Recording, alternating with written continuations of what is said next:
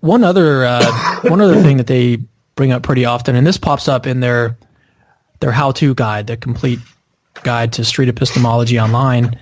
One of the things that they talk about a lot, and that pops up often, like I said, is this thing called the outsider test for faith.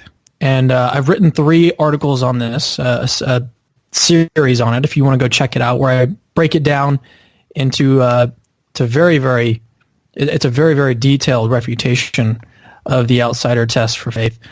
But I just wanted to provide 2 different tools that you can use in order to respond to this. So one of them I've already given. It's the response to equal weight theory, which says that... Hold on, Cameron. Yep. Sorry, can you define what is that outsider test of faith? Oh, right. Mm-hmm. The outsider test for faith is something like this. Actually, let me quote John Loftus, who is the original guy who put it forward. He says, "The outsider test is simply a challenge to test one's own religious faith with the presumption of skepticism as an outsider.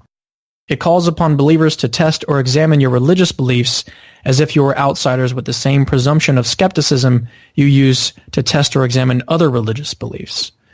And he says the amount of skepticism warranted depends on the number of rational people who disagree, whether the people who disagree are separated into distinct geographical locations, the nature of those beliefs, how they originated, how they were personally adopted in the first place, and the kinds of evidence that can possibly be used to decide between them.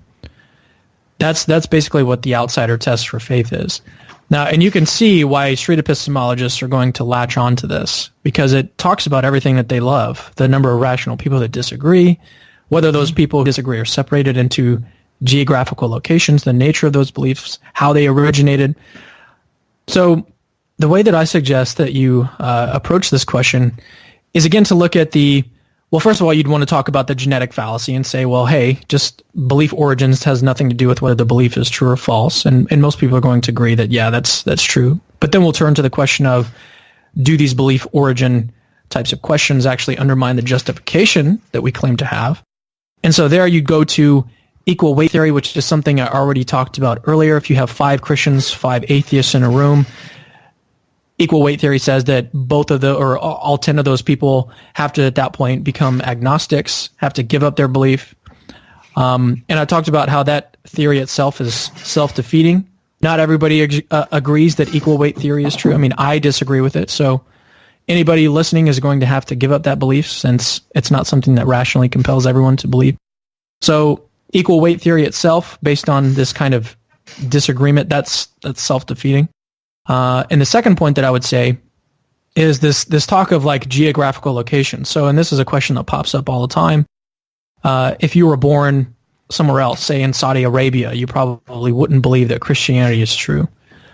And they want to infer from this that therefore your belief is unjustified or something along those lines. And here's a really easy refutation of that. If I were born in Saudi Arabia, would I believe in equal rights?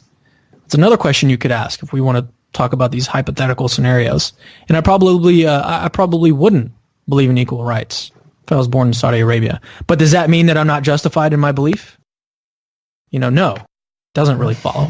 And here's another easy one. Suppose that I was born 4,000 years ago. Would I believe that the Earth is flat? And I probably would. I probably would have a different belief than I hold now. But does that mean that my belief in a round Earth is unjustified? No. It doesn't follow. Right. So those are 2 basic responses to the outsider test for faith. Like I said, I've written a whole lot more on that subject. So if you want to check that out at my website, it's a 3-part series. Just search for outsider test. You'll find it really easily.